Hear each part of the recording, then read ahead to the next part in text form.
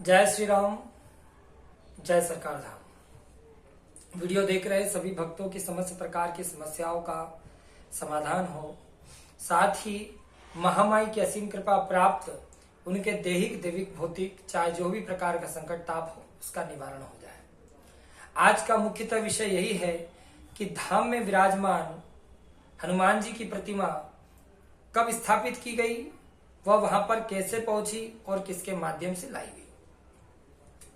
यह बताने से पहले हम आप सभी को यह बताना चाहेंगे कि श्री सरकार धाम कोई आज से बना हुआ धाम नहीं है।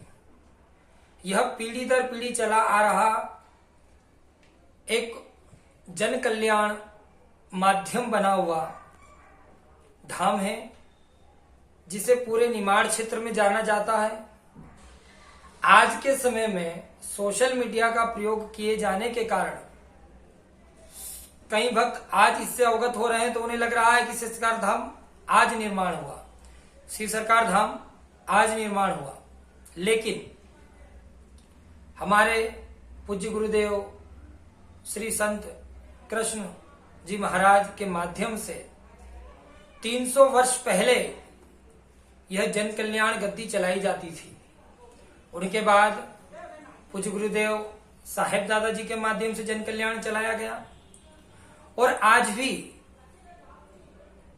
धाम से 3.5 से 4 किलोमीटर दूर श्री कृष्णदास महाराज जी पूज्य गुरुदेव दादा जी की समाधि आज भी विद्यमान है और आज भी कई संख्या में लोग वहां जाकर के दर्शन लाभ लेते हैं।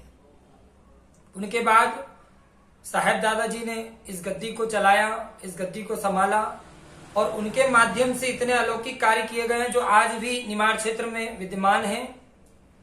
धाम से 13 से 14 किलोमीटर दूर पहाड़ पर पूज्य गुरुदेव दादाजी के माध्यम से झील बनाई गई, जिसमें पूर्णतः शक्ति कृपा से पहाड़ के ऊपर से पानी को निकाला गया।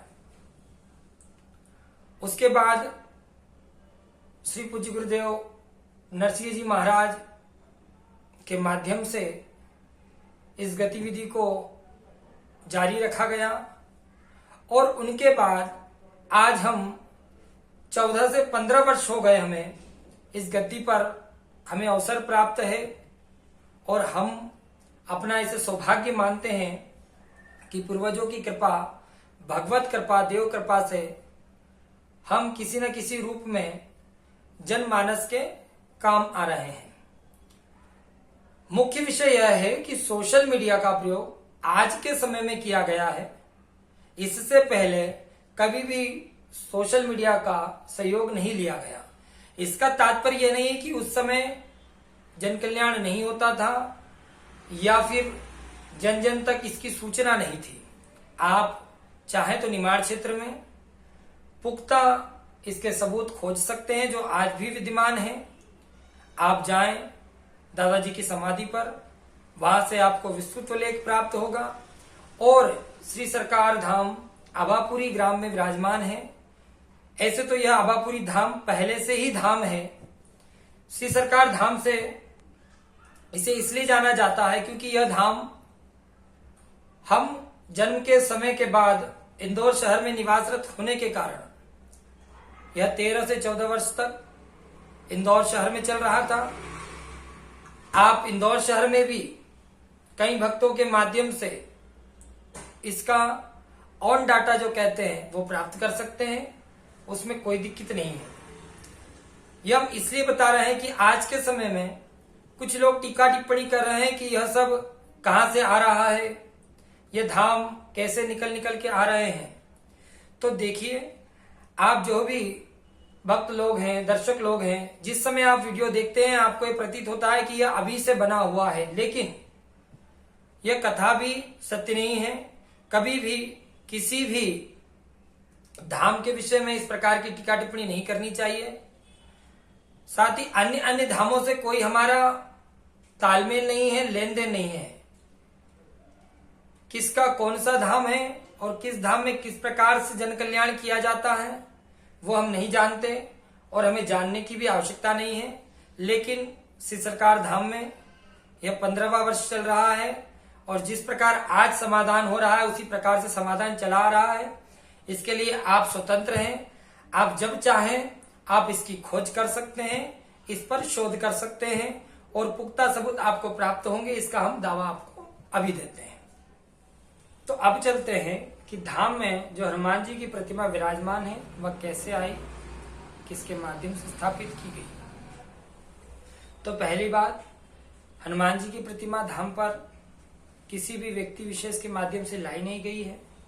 अभी कुछ दिन पहले ही धाम के समीप जुड़ी हुई भूमि में ग्रामीण वासियों के माध्यम से कुछ निर्माण कार्य कराया जा रहा था, जिसकी खुदाई में यह प्रतिमा प्राप्त हुई है।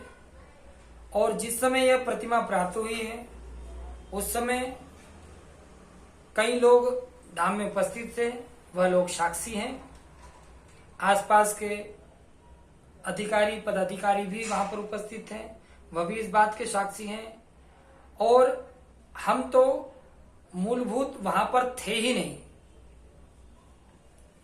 हमें भी कुछ देर बाद पता चला, तब हम पहुंचे। हमने अपने हाथों से उस खुदाई की जगह पर अंदर जाकर के प्रतिमा को निकाला और उसके बाद में पूजन अर्चन कर उस प्रतिमा की धाम में प्राण प्रतिष्ठा की गई। तो यह प्रतिमा पूर्णतः भूमिगत प्रतिमा है, स्वसिद्ध प्रतिमा है और इस प्रतिमा के दर्शन मात्र से ही आपको आनंद की प्राप्ति होती है, आत्मिक संतुष्टि प्राप्त होती है। साथ ही जिस भी प्रकार का कोई ताप होता है वह दूर हो जाता है और जिन भी भक्तों पर ऊपरी बाधा, दैहिक बाधा या जो भी अन्य प्रकार की कोई अवांछित क्रियाएं होती है वह तुरंत उनके ऊपर आकर के वहां पर हाजिर हो जाती है। तो आगे आप सभी का यह विषय बनता है, क्योंकि हम बार बार इस विषय पर सभी को समझा नहीं सकते, सभी को बता नहीं सकते।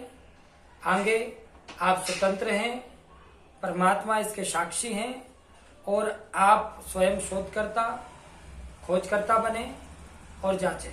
जय श्री राम, जय सरकार धाम।